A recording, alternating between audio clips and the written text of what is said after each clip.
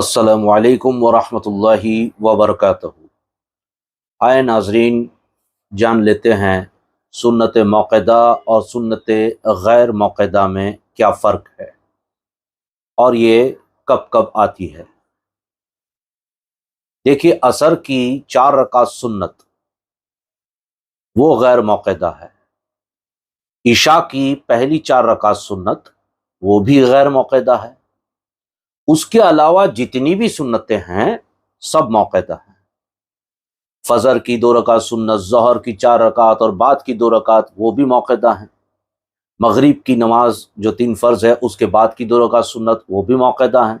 عشاء کی فرض نماز کے بعد کی 2 رکعت سنت وہ بھی موقدہ ہیں، اور جمعہ کی سبھی سنتیں موقدہ ہیں۔ تو وہ تو ہم جیسے پڑھتے ہیں ویسے ہی پڑھنی ہے۔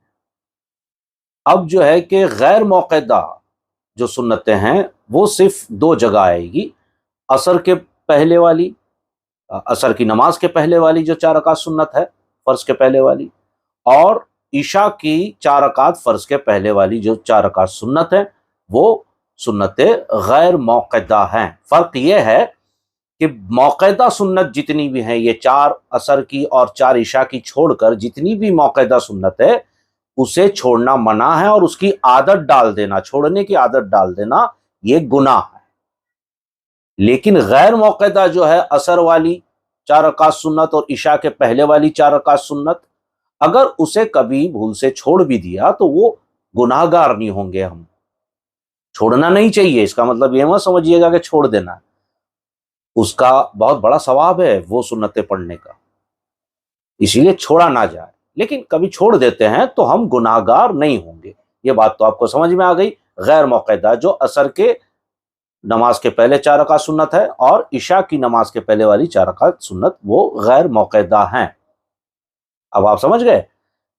اب دیکھیے کہ غیر موقدہ پڑھی کیسے جائے۔ ہم غیر موقدہ سنت کو بھی ویسے ہی پڑھتے ہیں جیسے موقدہ کو پڑھتے ہیں۔ 2 رکعت سنت فجر کی تو ہم ویسے ہی پڑھ لیں گے جیسے پڑھتے ہیں۔ ظہر کی 4 رکعت سنت جیسے ہم پڑھتے ہیں ویسے ہی پڑھیں گے، اتحیات پڑھیں گے دوسری رکعت میں اور پھر کھڑے ہو جاتے ہیں اور ویسے ہی ختم کرتے ہیں، وہ بالکل صحیح ہے۔ لیکن سنت غیر موقدہ عصر والی اور عشاء والی پہلی 4 سنت، اسے پڑھنے میں تھوڑا فرق ہے موقدہ کے مقابلے میں۔ 4 رکعت سنت عصر کے پہلے والی کو ہم کیسے پڑھیں گے؟ پہلے تو ہم نے نیت کی، ثنا پڑھی، اعوذ پڑھا، بسم اللہ پڑھا، الحمد شریف پڑھا، جو بھی آیت سورہ پڑھنی پڑھ لی، یہ پھر سجدہ کیا، پہلی رکعت ہو گئی۔ پھر دوسری رکعت کے لیے بھی ہم سجدے میں چلے گئے۔ اب ہم اتحیات کے لیے بیٹھیں گے، 4 رکعت سنت ہے نا، تو اتحیات کے لیے بیٹھیں گے۔ تو اتحیات میں جب ہم بیٹھتے ہیں تو اتحیات پڑھنے کے بعد ہمیں درود ابراہیم پڑھنا ہے یا درود شریف پڑھنا ہے؟ درود ابراہیم افضل ہے۔ درود شریف پڑھنے کے بعد ہمیں کھڑے ہو جانا ہے۔ دیکھیے، پہلے جو ظہر والی جو 4 رکعت سنتیں ہیں جو موقدہ ہیں اس میں ہم درود نہیں پڑھتے تھے، لیکن غیر موقدہ جو عصر والی اور عشاء والی ہے اس میں ہم اتحیات کے بعد درود ابراہیم پڑھیں گے اور اس کے بعد کھڑے ہوں گے تیسری رکعت کے لیے نا۔ تو اس تیسری رکعت میں ہمیں پھر سے پہلی رکعت کی طرح شروع کرنا ہے، یعنی ثنا پڑھنی ہے، اعوذ پڑھنا ہے، بسم اللہ پڑھنا ہے، الحمد شریف اور باقی سورہ پڑھنی ہے۔ کیونکہ یہ 2 رکعتیں تھیں، اسے ایک جگہ جمع کر دیا گیا۔ سلام ایک ہی ہے مگر ایک جگہ جمع کر دیا گیا، اسی وجہ سے دوسری رکعت میں اتحیات کے بعد درود پڑھ کر، درود شریف پڑھ کر، درود ابراہیم پڑھ کر جب تیسری رکعت کے لیے ہم اٹھتے ہیں تو وہاں پھر سے شروع کرنی ہے پہلی رکعت کی طرح، ثنا پڑھنی ہے، اعوذ پڑھنا ہے، بسم اللہ پڑھنا ہے، الحمد شریف پڑھنا ہے، باقی سورہ پڑھنی ہے۔ اور چوتھی رکعت میں جیسے ہم ختم کرتے ہیں سلام کے پہلے وہ سب پڑھ لینا ہے، اتحیات پڑھ لینا ہے، درود ابراہیم پڑھ لینا ہے، دعائے معصورہ پڑھ لینا ہے اور سلام پھیر لینا ہے۔ بس یہ فرق جو ہے یہ سنت غیر موقدہ میں ہے۔ یاد رکھیے، پہلی بات تو یہ یاد رکھیے، سنت غیر موقدہ 4 رکعت سنت عصر کی ہے اور 4 رکعت سنت عشاء کی ہے۔ عصر کی فرض نماز کے پہلے والی 4 رکعت سنت اور عشاء کے فرض نماز کے پہلے والی 4 رکعت سنت یہ غیر موقعہ ہے، اور اسے ہم پڑھیں گے دوسری رکعت میں اتحیات کے بعد درود ابراہیم پڑھنا نہ بھولیں، وہ پڑھنے کے بعد ہم کھڑے ہوں گے، تیسری رکعت میں ہم ثنا پڑھیں گے، اعوذ پڑھیں گے اور بسم اللہ پڑھیں گے۔ یہ غیر موقعہ اور موقعہ کی 4 رکعت سنت میں یہ فرق ہے، کیونکہ موقعہ کی سنت میں ہمیں تیسری رکعت میں نہ ثنا پڑھنی ہے اور نہ اتحیات کے بعد دوسری رکعت میں، نہ اتحیات کے بعد درود پڑھنا ہے، نہ تیسری رکعت میں ثنا پڑھنی ہے۔ لیکن غیر موقعہ میں ہمیں یہ کرنا ہے۔ اگر آپ کو دھیان نہ رہے موقعہ اور غیر موقعہ کا معاملہ، تو آپ اتنا یاد رکھیے گا کہ عصر کی 4 رکعت سنت اور عشاء کی 4 رکعت سنت پہلے والی جو ہے، اس میں ہمیں دوسری رکعت میں اتحیات کے بعد درود ابراہیم یا درود شریف پڑھنا ہے، اس کے بعد کھڑے ہو جانا ہے اور پھر ثنا پڑھنی ہے، پھر اعوذ پڑھنا ہے، پھر بسم اللہ پڑھنا ہے۔ بس اتنا یاد رکھیے، عصر اور عشاء میں مرد اور عورت کے لیے، یہ دونوں کے لیے مسئلہ ہے۔ مجھے ایسے ہی خیال آیا کہ شاید ہم میں سے بہت سے لوگ آپ جانتے ہی ہوں گے، لیکن بہت سے ایسے بھی ہیں جو نہیں جان پائے ہوں گے اب تک۔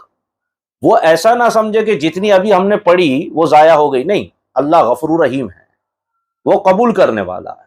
اب یہ بات آج جب آپ یہ ویڈیو دیکھیں گے تو ہمیں پتہ چلی، تو اب ہمیں اس کو عمل میں لانا ہے۔ اس ویڈیو کو آپ ایک بار دیکھیں گے نا تو آپ کو یہ پتہ نہیں چلے گا، اس کے لیے 2-4 بار اس کو دیکھیے، سمجھنے کی کوشش کیجیے، اور اس کے بعد 4 رکعت سنت عصر والی پڑھیے، اور اس بات کو ذہن میں رکھیے کہ دوسری رکعت میں مجھے اتحیات کے بعد درود ابراہیم پڑھ کے کھڑے ہو جانا ہے، اور پھر ثنا، وضو اور بسم اللہ سے شروع کرنا ہے جیسے پہلی رکعت کی تھی، اور ویسے ہی عشاء کی 4 رکعت سنت میں بھی مجھے ایسے ہی کرنا ہے۔ 1 سے 2 بار اگر ہم کریں گے نا تو انشاءاللہ ہم اس کے عادی ہو جائیں گے اور ہماری نمازیں بھی صحیح ہو جائے گی۔